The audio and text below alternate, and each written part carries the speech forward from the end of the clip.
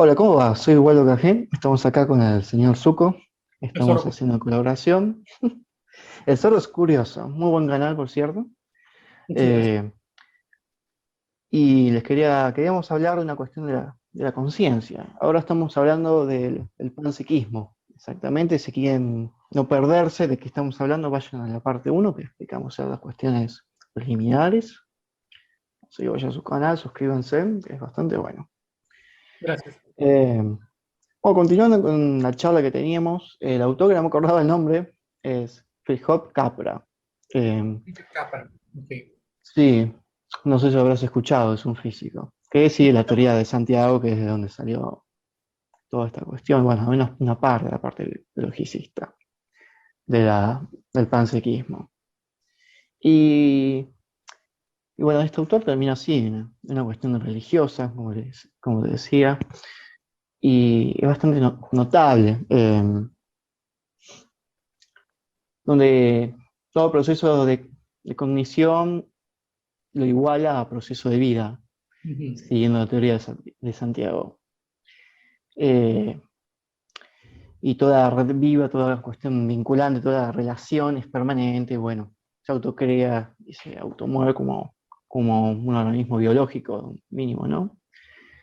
Eh, pero ahí yo empecé a notar cosas interesantes, qué sé yo, como que decía que la cognición es inmanente en la materia, que no se puede separar la cognición de la materia, que bueno, es una posición bastante común. Ujú. Eh, y, pero la cuestión es que él continúa esto, bueno, y según lo que él empieza a decir, bueno, a fin de cuentas, toda cognición, toda esta red siempre va a ser material, a fin de cuentas. Pero siempre se busca una complejidad mayor y una red compleja cada vez mayor, hasta llegar, bueno, a la red compleja de Dios y bueno, del universo, que sea Dios, todo su sí mismo y bueno, eso ya es una cuestión, y él lo toma literalmente como religiosa.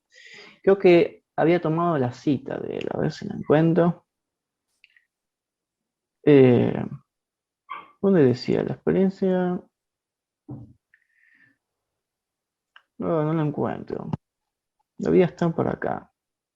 Pero llegaba siempre a esta idea, me acuerdo muy bien. Y bueno, ¿vos qué pensás de esta cuestión? Pienso que tiene una relación con el panpsiquismo, es como un paso Mm. adelante hacia el panpsiquismo. Yo, ¿sabés qué? Estuve pensando en ciertas cuestiones que en filosofía, en ciencia, en política, debemos escuchar siempre los radicales, porque la diferencia de radical y moderado, también cuestiones religiosas, sobre lo que lo pienso, los radicales me parecen, pueden estar locos, sí, es cierto, pero hay casos que no, que en realidad están siguiendo la teoría hasta sus últimas consecuencias, son más sinceros que los moderados. Ujú. Yo creo que acá está siguiendo la idea del panpsiquismo hasta sus últimas consecuencias. Eh, y, y bueno, hay que escuchar a los radicales y no tirarlos bajo la alfombra. Creo que muchas veces hay que escuchar a los radicales, por ejemplo, el radical wittgensteiniano niega la experiencia subjetiva. Yo escucho eso, sí, a Wittgenstein, sí, por más que yo lo defienda, eh, pero por eso digo, bueno, soy tan vegetariano que no soy vegetariano, por una cuestión de que, bueno, eso yo no lo voy a tomar. ¿Sabes qué? Hablamos de agarrar el texto de Chams y nunca, y nunca lo agarramos. ¿Querés empezar? ¿Querés que lo agarremos y le echamos un poco? Podemos hablar un poco de Chalmers. Mm. Sí, Yo abrí la entrevista acá, que después podemos pasar el link, que es bastante cortita, sí, que no es muy. empieza así, eh, que empieza así. ¿Qué es la conciencia? Entre paréntesis, pregunta trampa. Y responde Charm. La conciencia es experiencia subjetiva. Una criatura es consciente cuando hay un cómo es ser esa criatura. Ujú. ¿Qué te parece? Eso es esencialmente lo que se refiere a experiencia subjetiva. ¿Cómo es ser esa Sí, criatura, o esa persona o ese ser? sí, estoy de acuerdo. Ujú. Ahora, ¿cómo ser de qué forma? Ser de forma pragmática, para él no es ser, porque si estás experiencia subjetiva, ejemplo, eh, un león, por más que sepas todo el comportamiento exacto, puedes hacer una máquina exacta, biológica de él, no sea un león si no tiene la experiencia subjetiva, digamos, en esta conciencia que puede tener un león, ¿no? Pero que te muestre solamente de forma pragmática un león no es el ser que está hablando Charles, sino que exige que haya una experiencia subjetiva, que, que el león ruja porque tiene digamos, una experiencia interna, una experiencia subjetiva de rugir. Eh, o que ruge de dolor porque siente dolor.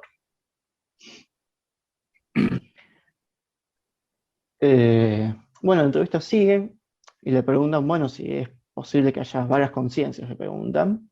Y él responde, en principio, no veo por qué no podría haber más de una conciencia en la cabeza dada, pero no creo que los cerebros divididos o las personalidades encendidas nos proporcionen casos así.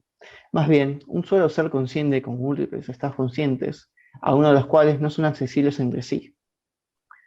Esto es interesante. Estaba hablando un poquito de la teoría freudiana, ¿no? Está hablando un poquito de Freud. También me recuerda Y mucho más, el trastorno de las mm, personalidades múltiples o el trastorno de disociativo de personalidad. sí, hay un gran debate sobre eso. Hay un youtuber que se llama, que, bueno, vamos a poner la carita acá, que ella tiene este trastorno y habla de su trastorno, y habla de esta cuestión, de las conciencias. Y no sé lo que cuenta ella, no me acuerdo si ella puede acceder a experiencias subjetivas de cada personalidad o no. Bueno, es diferente eso, esas cuestiones, no sé, un posicionamiento más freudiano clásico, ¿no? Porque Ujú. para Freud nosotros tenemos experiencias subjetivas que reprimimos, que no cedemos conscientemente, pero tuvieron que haber estado un momento que se recuerda a posteriori o que uno después recuerda verlos olvidarse de esa experiencia subjetiva por, bueno, por ser las cuestiones morales.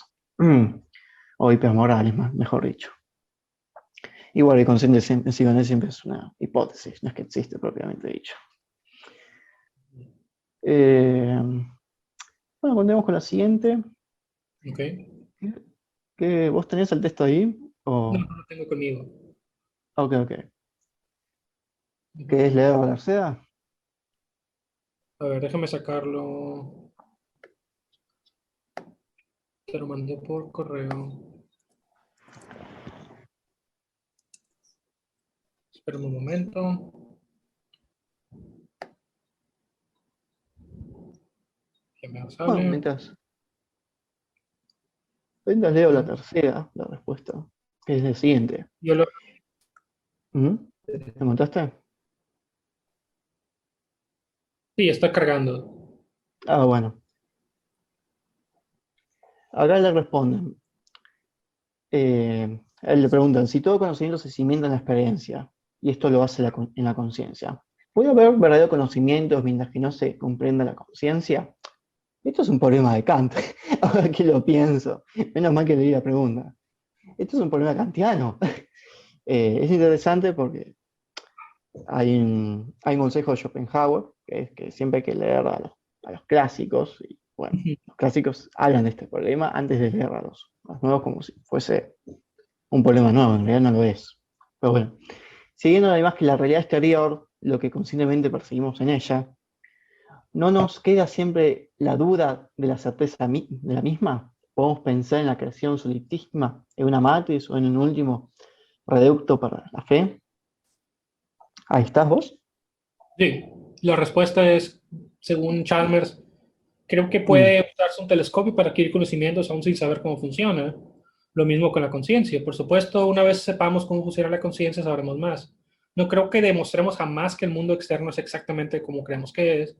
No podemos descartar que estemos en una Matrix, pero pienso que incluso si estamos en una Matrix, aún así mucho de lo que creemos acerca del mundo es verdadero. Y estoy de acuerdo con mm. eso. Incluso si estamos en una Matrix, esa Matrix sería parte de la realidad. Es un mundo en una manera. No quiere decir que todo sea una alucinación. La alucinación es algo en sí. Y la oscilación es bastante más común de lo que uno piensa. Eh, a veces uno escucha una voz que lo llama de lejos, siempre nos pasa, o piensa haber visto a alguien, no sé, o confunde a un conocido con otro, tipo en cara, ¿no? Es bastante común. Pero el tema que acá, la cuestión acá es, bueno, Kant decía que limitar la razón. Justo hace poco estuve leyendo a Kant, por eso me acuerdo, para poder estudiar, hacer un estudio metafísico. Ujú. Pero es cierto que cualquier tipo de estudio de la conciencia, necesitas limitar tu razón o tu conciencia hasta, bueno, saber qué puedes conocer, qué cosas no puedes conocer. Y bueno, la cuestión de la realidad exterior, bueno, en mi caso, para mí es inefable, es inaccesible, ¿sí? Porque tengo un posicionamiento, bueno, de Kant a Schopenhauer, a Wittgenstein, yo sigo esa línea, ¿no? Ujú. Después está la otra línea que es Kant, Hegel, y bueno, y todo. Y toda cuestión de que la realidad sí es accesible, que podemos llegar al conocimiento absoluto. Eh, que es lo que sospecho que el panpsiquismo busca. Si sos una conciencia absoluta, conoces el absoluto. Una cuestión hegeliana. No quiero decir que Hegel diga esto, sino que la interpretación de Hegel es esa, generalmente. Por desgracia, Hegel es mucho más complejo. Bueno, sigamos con la siguiente. ¿O quieres decir algo más? Yo leo la siguiente pregunta. Me voy a Bueno, brincar a la... No, voy a leer la 4. ¿Es el bueno, problema de la bueno. conciencia al día de hoy un problema metafísico? Y la respuesta es, una parte del problema es metafísica. ¿Cómo encaja la conciencia en la naturaleza fundamental de la realidad? Sí, esa es la pregunta que estábamos discutiendo al principio, de cómo explicamos la conciencia como otra sustancia, o quizás sea una sustancia neutral, o algún tipo de panpsiquismo, o quizás sea materialismo. Sí, Pero también el sí, problema sí, es un problema científico, un problema epistemológico y muchas otras clases de problema. Y así sí. hasta Sí, lo quedar. que yo quiero decir es que yo sí me marco que la postura general es que es material, sí, pero no. Yo no digo que sea, la respuesta sea lingüística o sofística, ¿no? Eh, o simbólica. Lo que digo es que estamos bastante cegados en la cuestión material. Ujú. Y, y yo creo que, bueno, por videos anteriores que hice, que tenemos que buscar algo que una a esta cuestión de la realidad en sí, que podemos acceder y podemos decir lo absoluto y necesario, y la cuestión lingüística, ¿no? Que ninguna de las dos tiene que ser rechazada. Bueno, ¿vos qué pensás de esta cuestión de lo que leímos recién? Yo pienso que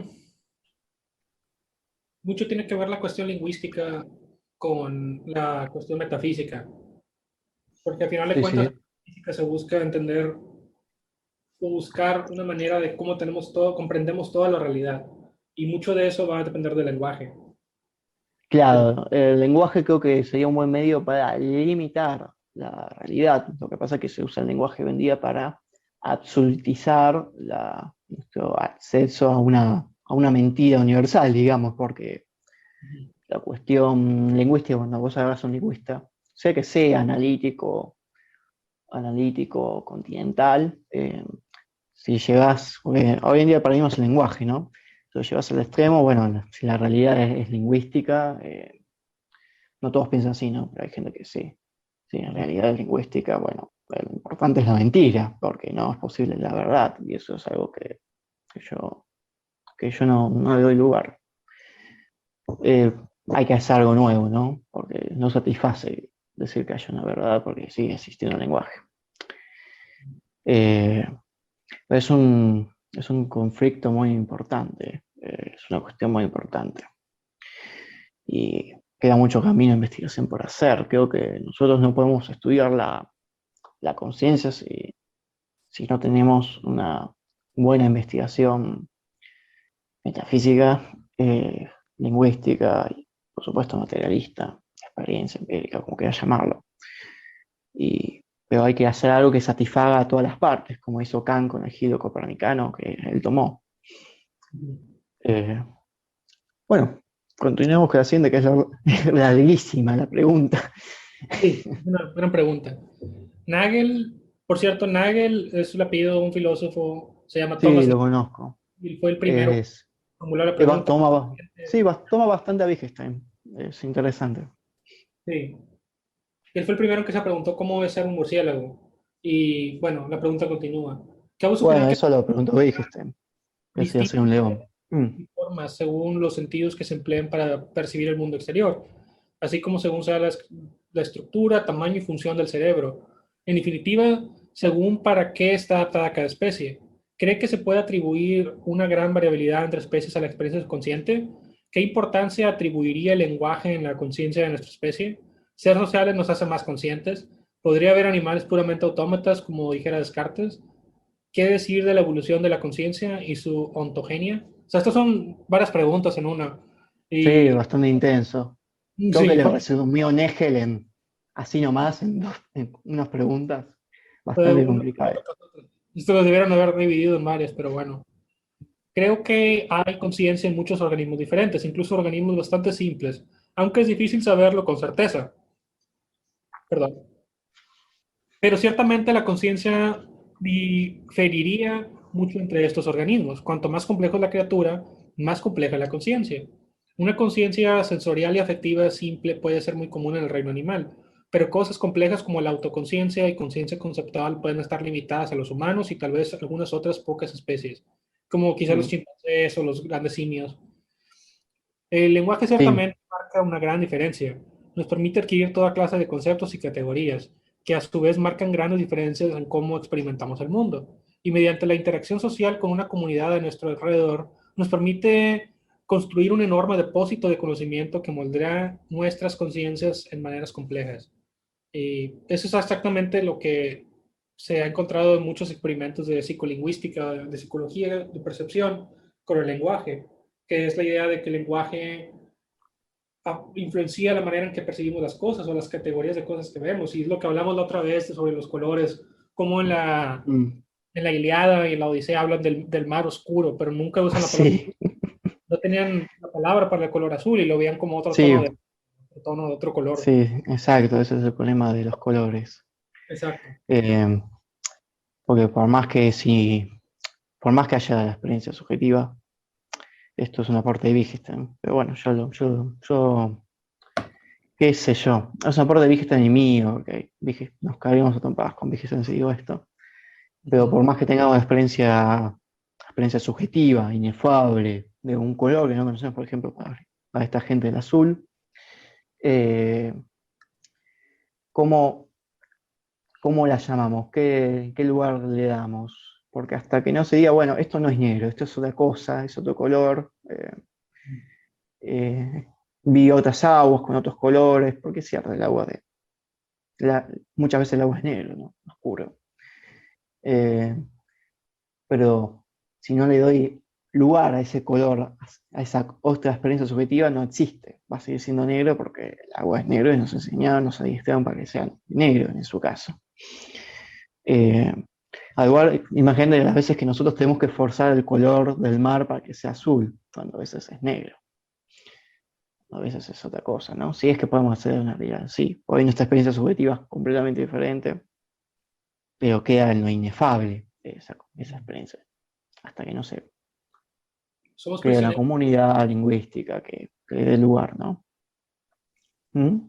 como decía, somos prisioneros de nuestra propia mente, nuestra propia cultura y lenguaje también, de cierta manera. No sé si prisioneros, porque la verdad que cuando uno se encuentra con la locura, encuentra gente que sale de esa prisión, gente que pierde, por ejemplo, un caso clínico real, que pierde la categoría, la intuición del espacio, y, y cuando la pierde no puede atravesar una puerta porque no reconoce que haya espacio en otro lado. Entonces, no es que se comporta como un loco y no pasa las puertas porque esté loco, porque algo le falla, sino porque él no tiene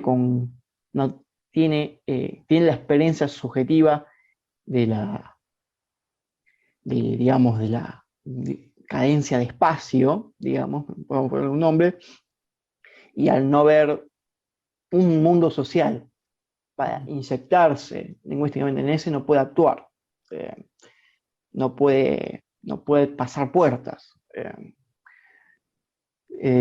Porque no tiene esta experiencia subjetiva que es tan fuerte, que es tan, digamos, liberadora, digamos. A veces creemos que si nos liberamos de todo lo que tenemos sería maravilloso, pero no. Eh, Él no puede atravesar puertas, tiene un pago muy grande, por ejemplo. Mm. Y bueno, esas son cuestiones que uno tiene que pensar, porque muchas veces uno, esto es lo que siempre digo en la clínica, que uno puede tener el mejor tratamiento, la mejor idea, el mejor trabajo, ¿no? La mejor filosofía, pero nosotros que tenemos clínica y trabajamos con la locura, nosotros vemos la negación de todas esas ideas, ¿no? Y me parece muy importante. Bueno, sigamos con lo siguiente. Ok, ¿tú quieres ver la siguiente pregunta? Bueno, y le pregunta al señor. Yo diría que la conciencia, como todo fenómeno biológico, surgió por selección natural de la evolución. Esto dice el entrevistador. Esto implicaría una decisiva importancia de la necesidad en su formación. ¿Podría una máquina ser consciente sin estar sujeta a necesidad? ¿Ves? Acá empezamos a meter política full, las máquinas son conscientes que darles derechos. Yo creo gente consciente con derechos, así que por favor, transhumanismo y bueno. La respuesta que da Charles es la siguiente. La evolución de la conciencia es un gran misterio. Ya le di un palazo ahí, cálmate, pum. Nadie tiene un relato plausible sobre cómo podía haber seleccionado directamente la conciencia en un proceso de selección natural. De alguna manera, porque Charles en su libro dice, podemos vivir tranquilamente sin conciencia, sin experiencia subjetiva. Y este mundo de zombies filosóficos no sería distinto al nuestro, sería igual. De una manera, se seleccionan procesos cerebrales para desempeñar diversas funciones y surge la conciencia. Pero si esta es un subproducto o si de alguna manera impulsa el motor de la selección, es algo, en este modo, no entendemos bien. Creo que en principio una máquina podía ser consciente, porque panpsiquismo. El cerebro es una máquina compleja, pero no está viva, repito, las máquinas no son vivas. Y no veo en principio una diferencia entre neuronas y silicio, chan. Y sospecho que todos los sistemas en nuestro mundo están sujetos a la necesidad hasta cierto punto, pues no podemos contravenir las leyes de la naturaleza. ¿Vos qué pensás? Mm, yo pienso que sí, la conciencia es un gran misterio, estoy de acuerdo con eso. También estoy de acuerdo que hasta Sí, ahorita nadie tiene un relato plausible de cómo se pudo haber seleccionado. Hay hipótesis, pero aún no hay nada convincente. sí, habría, habría que estudiar la selección natural en fondo y fijarse si, bueno, sí, y revisar la selección natural, sí, es El primer completamente párrafo, plausible y esas cuestiones que decía. el primer párrafo yo pienso que es incontrovertido, no tiene nada que yo diga, ok, esto no estoy de acuerdo, o que alguien no podría estar de acuerdo en la mayoría. El segundo es donde dice, Mm. creo que en principio una máquina podría ser consciente, ahí es donde ya entran las cosas más controvertidas. El cerebro es una máquina compleja y no veo en un principio una conciencia Si vos de... pensás, yo tengo una fábrica de máquinas, entonces son todos mis hijos legalmente. Sí, exacto. Eh, Segunda parte ya es ese, controvertida. ese es el gran problema, es si un hijo, yo puedo tener un hijo máquina, ¿qué me limita a yo meterme en un pendrive, ¿no? Y meterme en internet? Y es interesante esta cuestión porque yo tengo un amigo que se llama Javier, que, que reflexiona mucho de estas cuestiones y dice qué es la información en una computadora. Un conjunto, un lenguaje, unos o ceros, un lenguaje de programación.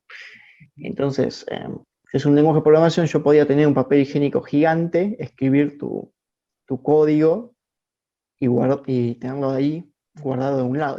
Y cuando te pregunte, ¿dónde está Francisco? ¿Dónde está Zuko? Señala el papel gigante y ese es Zuko, si seguimos la idea de que el pendrive soy yo. Total, la máquina lo que hace es simplemente leer lo que sos, siguiendo estas ideas, estas humanistas. Y eso es un problema porque hay gente que lo cree firmemente. Yo quiero que me metan en un pendrive y irme a vivir en internet. Cosa que, cosa muy loca esto, porque realmente es una locura. Porque si nos fijamos en estas cuestiones, de que bueno, sos un papel higiénico gigante, que luego te procesa una máquina externa, una máquina de Turing gigantesca, bueno, estás diciendo que tu esencia es un papel higiénico. Es más, tu esencia es algo lingüístico, estás diciendo Si quieres, de puedo dar manera... un ejemplo más drástico. Mm, Puedes, si quieres, codificar tu código, supongo, usando piedras en un campo. Hay claro, un campo suficientemente grande y acomodas piedras para claro, que... necesitarías una máquina de Turing que la pueda leer, una máquina de Turing gigantesca, ¿no? Digo, no es práctico, Porque pero es posible ¿mm? teóricamente. Serías un zombie filosófico, porque perderías la experiencia subjetiva completamente, porque no está en el código de la experiencia subjetiva. Y eso es lo que yo quería decirle a Chance, que siendo su teoría a veces es mucho más lingüística de lo que él piensa. Eh, igual que Freud. Freud era un lingüista salvaje, digamos, natural, que no se daba cuenta muchas veces estaba haciendo lingüística. Bueno, ese es el punto de las máquinas. ¿Y qué otro punto te estás en desacuerdo? No tanto que estoy necesariamente en desacuerdo, simplemente no estoy convencido. Y, por ejemplo, eso de que Yo, no hay porque yo diferencia, estoy completamente de desacuerdo, pero completamente. no, que no ve en principio una diferencia entre neuronas de silicio. Yo no estoy seguro de eso. Si no hay una diferencia, sí hay diferencias. Um, Tendría que ver prueba de que el silicio funcione como una neurona. Esto ahorita no lo he visto, pero sospecho que todos los sistemas en nuestro mundo están sujetos a la necesidad hasta cierto punto. Estoy de acuerdo y no podemos contravertir las leyes de naturaleza. Sí, eso yo creo que es una verdad de perogrullo, como diría Oscar de filosofía de películas. Sí, o sea, no podemos contravertir las leyes de naturaleza. Pero eso de que las neuronas y el silicio, que no hay una diferencia, no estoy seguro de eso. Y qué sé yo. eh, Que una sola neurona, si tú te fijas en lo que es, hay una sola neurona dentro, o sea, es mm, una célula, tiene un núcleo y contiene toda la información genética de tu cuerpo, todas estas partes que interactúan. eh, cuidado con esa idea porque no todas, no a ver, genética es un lío, no sé bien cómo funciona, pero por la divulgación que he recibido, eh, la cuestión es que no sé si tenés toda la información en cada una de tu parte mínima, sino que a veces simplemente se expresa la parte que necesitas. No sé si está toda. Para esa parte. Eh, claro, no sé bien. Tendríamos que tener cuidado con eso, yo no estoy seguro, pero bueno, Y continúa. Hay que tener cuidado porque un genetista podría volverse loco. Bueno, no, ahora que lo mencionas es cierto, no sé si está todo el material genético en esa neurona, sí, yo o a si veces soy muy pesado porque soy muy cuidadoso a veces, pero no yo estoy, dudo de eso. No puedo argumentártelo bien porque tengo ideas contradictorias, pero me acuerdo de leer a genetistas que dicen que esa idea no está bien. Eh, hay problemas. Bueno, sí, sí, decí con tu idea.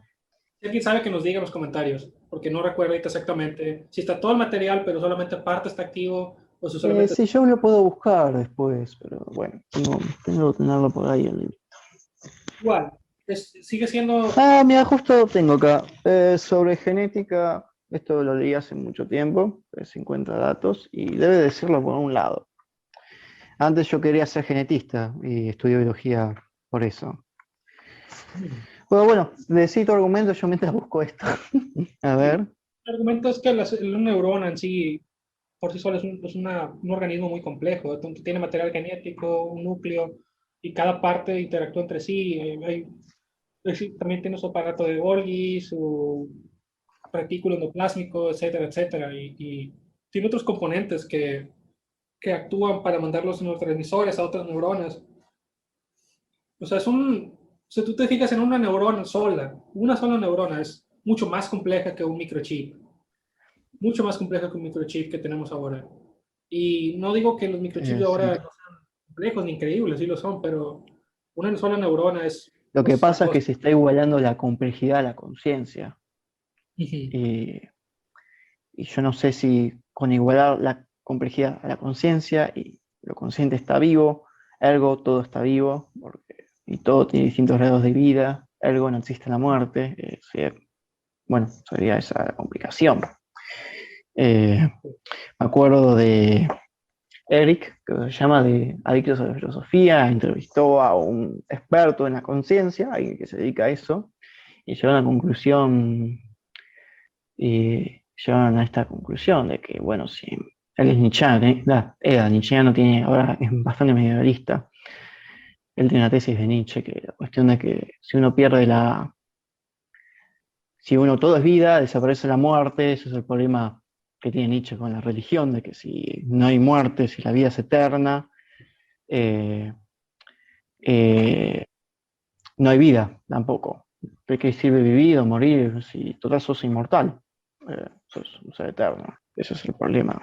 Bueno, continúe. A ver, pues eso es lo que iba a decir, simplemente que el chip y la neurona no son comparables. O sea, no los Mm. puedes igualar. Al menos ahora, no sé en el futuro cómo evoluciona la tecnología. Eh, Habla bueno, de pero la- eso es más como un ideal, que un día la tecnología va a alcanzar a crear un ser humano igual, Sí, puro y superior, ¿no?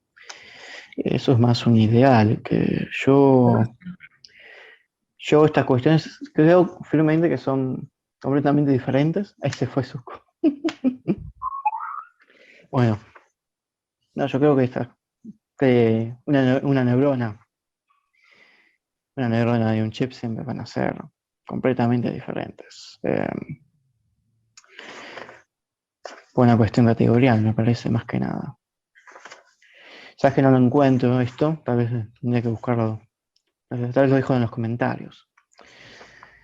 Eh, Porque acá está regulando neuronas y silicio, sospecho, bueno, la necesidad de la ley de naturaleza. Bueno, y acá habla de los neuropsicológicos canadienses. Dicen que el cerebro es una botella, que un cerebro en una botella no sea funcional, no tendría conciencia. Según estos autores, precisamos todo el cuerpo para hacer, digamos así, un leve movimiento de la mano. Estoy muy de acuerdo con esto. Una orientación de los ojos, un cambio de la salinidad de la sangre, todos los inputs y outputs del cuerpo, todas las aferencias y eferencias, son lo que daría sentido y forma a la conciencia. Imagina una conciencia sin cuerpo. Bueno, a lo que Charles responde que sí. Creo que nuestro cuerpo influye en nuestra conciencia y le da forma en enorme medida. Estoy de acuerdo con esta cuestión.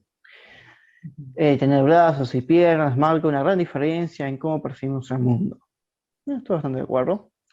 Pero después de amputar miembros, esto es muy interesante, la gente sigue siendo consciente.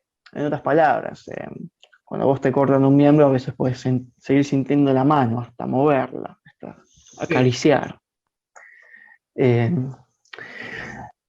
lo mismo para el resto del cuerpo, en principio. Un cerebro en una cuba aún podría pensar, imaginar, sentir emociones, etcétera, al menos a corto plazo. Yo no sé si estoy muy de acuerdo. La conciencia aquí podría ser un poco como estar en un tanque de privación sensorial, tal vez, pero más extremo. A largo plazo no sabemos en realidad cómo lo haría un cerebro sin señales sensoriales. ¿Qué pensás de esto, Zuko? Mm, pues no sabemos en realidad cómo lo haría un cerebro sin señales sensoriales. Pues eso se cuenta que estás en una coma, ¿no? O sea, es un cerebro en una cuba, como dice ahí, será una coma perpetua. No sé si podrá soñar cosas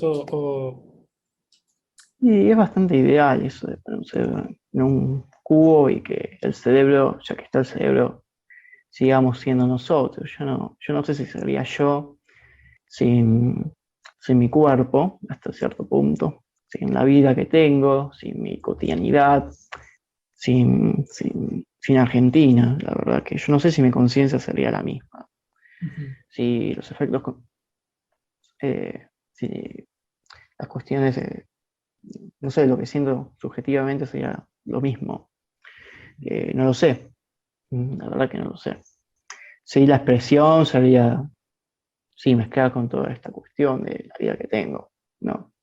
Ujú. Acceder a una Cuba no me parece algo de apreciar, la verdad, porque eh, Mira, acá tengo ideas enfrentadas, porque primero pienso que una persona en coma sigue siendo un ser humano, sigue teniendo conciencia. Porque va más allá de que pueda expresarlo o no, de que pueda ser pragmática o no. Eh, Porque si no, si no está consciente, bueno, una persona en coma podríamos matarla tranquilamente, total, ¿no? O en coma permanente, ¿no? Total, no es un ser humano. Como acá que hay leyes que te sacan los órganos si estás en ciertos estados de coma porque no te consideran seres humanos. Acá en Argentina pasa eso. Eh, pero ahí tendría que aceptar hasta cierto punto de la cuestión del cerebro en Cuba. Yo no sé, porque yo sé que el cerebro en la Cuba, en este tanque, este cerebro, lo que buscan es poner cerebros en máquinas y decir, ah, este es un ser humano, ¿no? Y yo dudaría de eso, dudaría un poco. Y primero por una cuestión ética, yo creo que el ser humano, al ser, si se vuelve máquina y pierde, por ejemplo, rasgos como la mortalidad, si pierde la mortalidad dejaría de ser un ser humano. Como, mira, y esto no es una explicación ni filosófica ni científica, esto es una cuestión, no, es algo lógico, algo filosófico, pero al leer a Borges, a Inmortal, te das cuenta que esos inmortales no son seres humanos, no actúan como tales los dioses que llamamos inmortales, no son seres humanos. Los personajes de Marvel, por ejemplo, no me parecen seres humanos y porque no están limitados a nada, ¿no? Los héroes con superpoderes no me parecen siempre, bueno, seres humanos, por esa cuestión de ciertos rasgos ilimitados, ¿no? Eh, que se va fuera de los límites. Esta cuestión de la mesura griega a mí también como que me toca, me parece alarmante la desmesura de los héroes, la desmesura de los transhumanistas. Nada, esa es la cuestión. A veces no está mejor forma planteada, pero veo que hay yo tengo al menos un conflicto de interés ahí. Pero sí, creo que necesitamos un cuerpo humano para tener una conciencia humana. Por más que apuntan todas las partes, por más que pierdas la visión, el olfato, la boca, eh, y no puedas ni siquiera percibir, creo que seguirías siendo un ser humano. Eh, eh, y hay un conflicto de interés, creo que hay que estudiarlo muy en profundidad esta cuestión, porque no solamente porque es una cuestión lógica y científica, sino una cuestión ética. Más que nada, que me parece lo más importante. ¿Querés seguir con la última pregunta? Sí, déjame, hago la última pregunta y con eso terminamos. Terminamos. Número 8. Ok, esta es la pregunta. Damos por supuesto que el órgano con el que percibimos, sentimos y pensamos es el cerebro. Este está formado No. por células nerviosas y gliales. Se supone, usted lo cree así, que es el procesamiento de la información en las neuronas lo que crea la conciencia. En el resto del cuerpo tenemos billones de células que parece ser no sienten ni padecen, o al menos nosotros no sentimos que sientan. ¿Podremos descartar que una célula somática, con su considerable complejidad de estructura y función, tenga alguna forma rudimentaria de conciencia, mientras especulamos con que acaso la tenga un simple termostato? Y la respuesta que da Chalmers es, no descarto la posibilidad de que haya algún grado de conciencia a todos los niveles. No hay ningún signo directo de ello, pero por supuesto la conciencia no es algo que podamos detectar directamente desde el exterior. Así pues, como científicos, creo que deberíamos ser neutrales en la cuestión. Estoy de acuerdo con eso. Hay que Sí, mantenerse la neutral. ciencia no puede meterse en muchas cuestiones éticas, ¿no? Exacto. Digamos. No puedes investigar la ética. Bueno, continuamos. Como filósofos podemos al menos especular. Tal vez donde hay procesamiento complejo de información hay conciencia compleja y donde hay procesamiento simple de información hay conciencia simple. No creo que pueda decirse con propiedad de sistemas simples que piensan o que sufren, pero tal vez tengan alguna clase mucho más sencilla de experiencia o protoexperiencia. No sé si esto es verdad, pero si lo es, entonces podríamos llegar a tener una descripción mucho más integrada de la manera en la que la conciencia encaja en el orden natural. Mm. Bueno, ¿qué pensás de esto? Estoy de acuerdo con eso, con todo lo que dijo. O sea, hay que mantenerse neutrales en esta cuestión. Claro, al final de cuentas vamos a Y tomar. como científico sí, pero qué sé yo. A mí la cuestión, si hay que investigarlo filosóficamente, yo ahí saco una neutralidad. Como científico sí.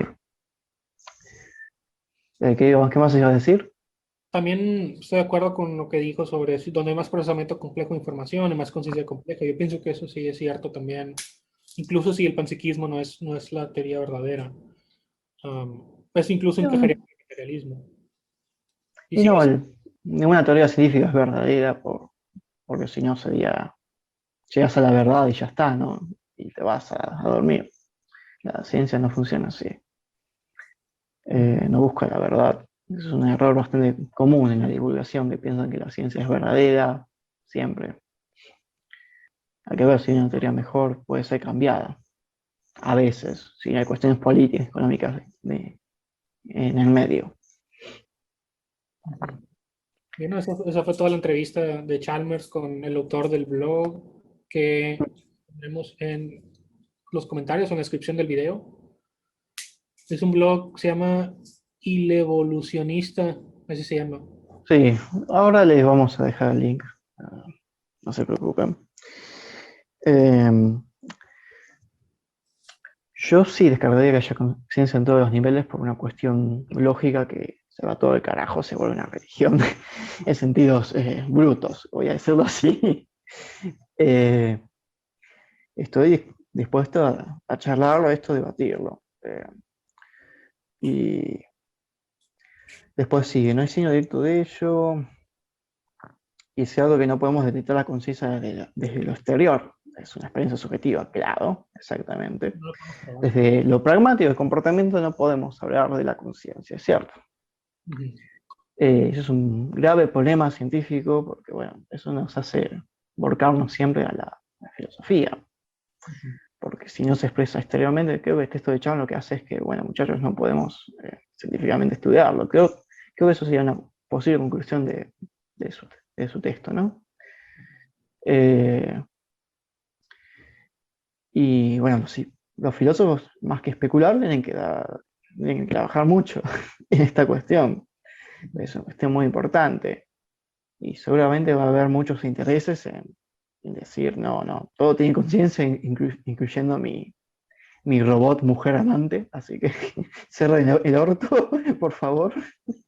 Eh, va a ser complicado, porque esta teoría puede usarse para hacer las cuestiones políticas. Sí, tendrá consecuencias políticas, es aceptada abiertamente. Mm. Bastantes consecuencias políticas con todo, cómo tratamos todas las cosas.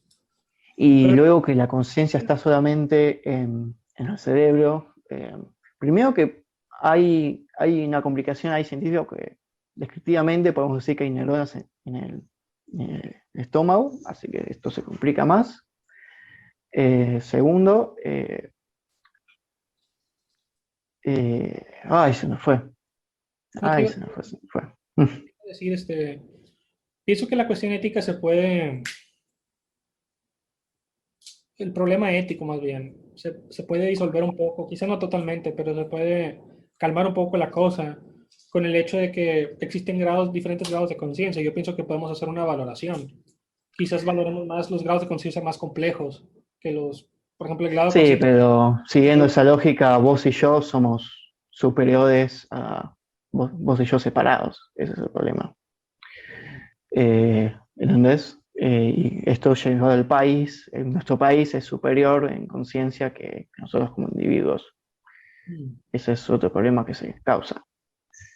Eh, y estaba pensando que la conciencia, esta cuestión de que el cerebro es la conciencia, está la conciencia, algo así. Bueno, habría que ver, porque esto tomamos material. ¿Qué pasa con la cuestión lingüística? Porque el lenguaje siempre uno lo aprende de afuera y luego se vuelve interna, pero siempre estuvo afuera. El lenguaje es previo a nosotros. Y eso es una. Nosotros pensamos en cuestión material, pero bueno, hay que ir a la cuestión lingüística que hay que tener cuidado porque se puede ir a la absolución de la mentira, ¿no? Como siempre digo, pero hay que tener, hay que tenerlo en cuenta. Eh, pero esta teoría va a ser muy complicada. Yo no estoy de acuerdo con el panpsiquismo. Eh, Mm, porque nos trae muchos problemas éticos. Dice que la ciencia chupa un huevo, pero hay que tener muy en cuenta, porque nosotros vivimos de forma ética. Eh, bueno, ¿algo más que decir, Suco? No, eso fue todo. Me gustó mucho hacer el video. Esto fue Sí, bastante estuvo divertido. Me gusta divertido. charlar con vos porque pienso mucho. Está muy bueno. Sí, igualmente. A mí me gusta mucho hablar de estos temas. Los he leído, quisiera leer más, tengo más por leer aún, pero Mm. me gusta discutirlo porque me hace pensar más en eso y me abre otros caminos, me abre más otras perspectivas para leer más al respecto. Sí, sí. Sí, yo siempre tengo cuestión de... Hay que dudar de lo que uno lee siempre, ¿no? Porque hay que siempre estar inseguro de que uno tal vez sea otro paranoico. Hay que ser medio paranoico al leer de que, bueno, este tipo me quiere cagar porque tiene cierto interés que yo desconozco. Y yo no sé si el panpsiquismo, creo que el panpsiquismo puede usarse para ciertos intereses que no me gustan nada. Pero es una hipótesis. Por el futuro pasa o no pasa. Bueno, voy a buscar esta cuestión de la genética. Ujú. Ya tengo los libritos. Así que, Suco, nos vemos. Nos Y vemos, gente, espero que hayan disfrutado de esta charla. Cuídense. cuídense y nos vemos en el siguiente video.